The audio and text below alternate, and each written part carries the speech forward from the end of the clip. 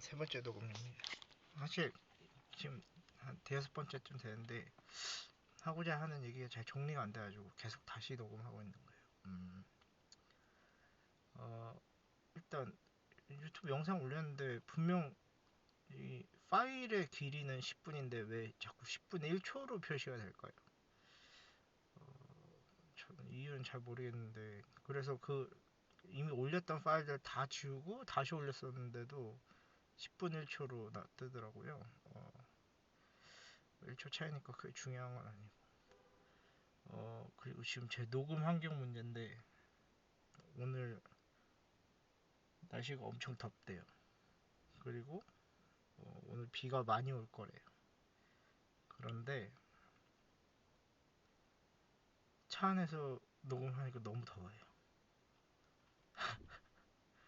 차가 막 찜통이 되고 막 땀이 줄줄줄 흐르고 난리가 났어요. 지하 3층이라서 다른 층에 비해서 좀 덜 더울 것 같은데도 차 안에 있으니까 엄청 덥네요. 차 소리도 나네. 아무튼 사실 이 요거를 녹음을 오늘 원래 안 하려고 그랬는데 하게 된 게, 아까 우연히 MZ세대에 대한 뭔가 비평글 같은 걸 봤는데, 이 무슨 세대 이렇게 규정할 때 그게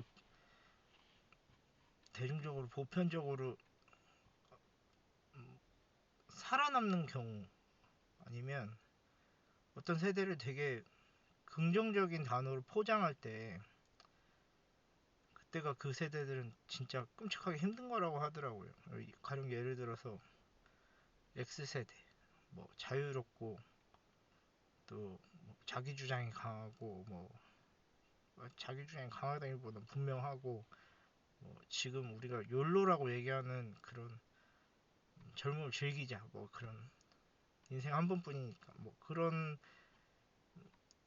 이전에는 보지 못했던 그런 약간 황금 세대 같이 그렇게 포장이 돼서 단어가 사용이 되졌거든요. 예를 들어 그 동시기에 뭐 오렌지족이니 뭐 야타족이니 이런 거 굉장히 부정적인 단어였지만, 그 일시적인 시간이 지나고 나니까 진짜 X세대라는 단어만 거의 남더라고요.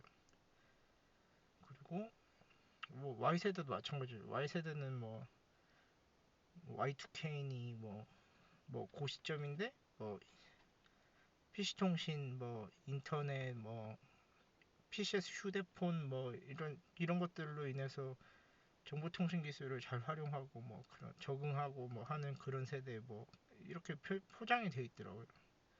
근데 사실 알고 보면 X세대, Y세대는 다 IMF 때 나온 거거든요. 물론 단어는 그보다 훨씬 이전에 미국에서 정의가 됐어요. 그런데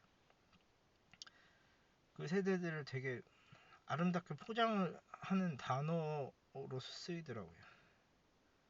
베이비부머라는 것도 사실 미국에서는 전후 세대 뭐 이렇게 약간 부정적인 단어를 처음에 시작했던 것 같은데, 한국에서는 그게 약간 되게 뒤늦게 한 80년대 후반, 90년대 초반 막 이럴 때 많이 유행했던 단어라 가지고 뭔가 경제적으로 좀 윤택해지고, 뭐 올림픽 지나고 분위기가 막 이럴 때 많이 쓰이게 된 단어라 가지고, 뭔가 세대를 규정하는 단어 되게 긍정적으로 붙을 때는 그 세대들이 굉장히 힘들다라는 걸 좀 뭐 약간 반어적으로 표현하는 것 같은 느낌이 들어요. MZ세대도 뭐 사회적 공헌이 기여나 뭐 지구 환경 미래 뭐 이런 거에 관심 많고 뭐 그런 다고 하는데, 사실 알고 보면 요 바로 직전에 나왔던 뭐 3포 세대, 7포 세대 막 이런 거였거든요. 그러니까 지금 청년들이 20대, 30대 초반 뭐 이런 친구들이 얼마나 힘든지에 대한 반증은 이미 단어로서 남아있고 앞으로도 남을 거라고 생각해요. MZ세대라는 이름으로. 그런데 정말 힘든 시기일 거라고 생각하고요. 어떻게 생각하면 그런 그런 힘든 상황을 사실은 정확하게 얘기하면 이 2002년도 월드컵 때 20대였던 사람들이 그걸 극복해낼 수 있었어야 되는데 그렇게 하지 못했어요.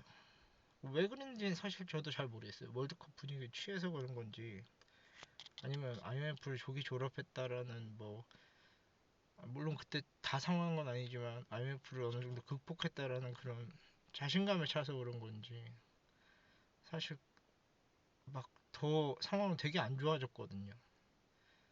제가 딱 그 세대라 가지고 그때 20대 초반이었기 때문에 근데 그거를 우리 전 세대 뭐 그러니까 586 세대 같은 분들이 적극적으로 굉장히 적극적으로 뭔가 사회의 부조리나 뭔가 문제점들을 적극적으로 해결하려고 했던 그 분출하는 에너지만큼 Z세대들은 그걸 하지 못했어요. 지금 MZ라고 얘기하는 세대가 그래서 하나로 묶여 있는 것 같아요. 기간이 되게 범위가 레인지가 넓은데도 그런데도 하나로 묶일 수밖에 없었던 이유는 아직도 그 세대들이 그 같은 거를 극복 못했거든요. 그러니까 예를 들어서 뭐 결혼도 힘들고 뭐 취업도 힘들고 또 대기업이랑 중소기업이랑 그 취업하면 격차도 엄청 크고 또 뭐 4차 산업혁명이니 뭐 허울 좋은 얘기들 하지만 기존 전통적인 직업을 가지셨던 분들 그러니까 1차나 2차 산업혁명 관련된 직업들을 가지신 분들은 엄청 괴롭잖아요, 사실. 근데 이제 그걸 어느 정도 청년들은 승계를 해야 되니까. 그렇다고 하면 전체적인 총량 자체가 줄어드는 직업이니 결혼이니 기회라는 게 총량 자체가 줄어드는 상황이니까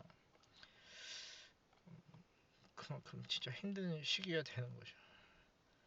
우리는 뭐 G1P야, GNP야, GDP야 두 가지 다 엄청 다 수치가 좋아지고 뭐 얼마 전에는 우리가 뭐 선진국 대열에 진입했다 막 이런 기사들 뜨는데 사실 그렇지는 않거든요. 상황이 선진국으로 가면 갈수록 빈부격차는 점점 더 커지고요. 그리고 비참함의 끝이 더 달라지죠. 풍요 속의 빈곤 뭐 이런 느낌으로.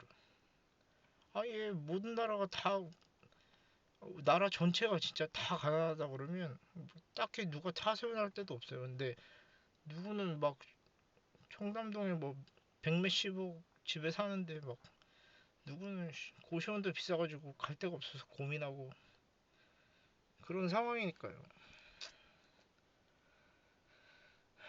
적어도 베이비부머 세대들은 그 정도까지 처참하진 않았으니까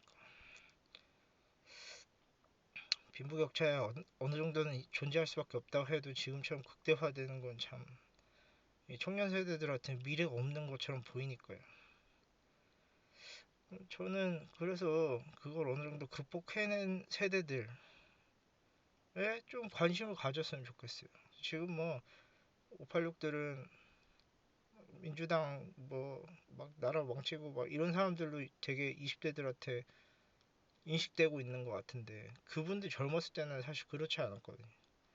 뭔가 되게 불의에 맞서고 막 이런 느낌이 있었는데 지금 자기들이 기득권이니까 그렇게 못하는 것 같긴 한데 아무튼 보다 적극적으로 내 삶을 바꾸려는 노력을 유튜브나 주식이나 비트코인 이걸로만 하지 말고 뭔가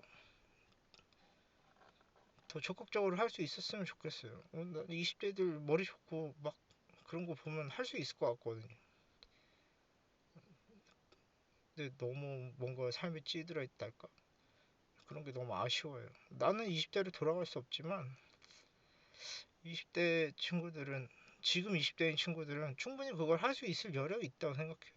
그래서 응원 응원보다는 저 개인적으로는 개인적으로는 기대한다고 생각해요.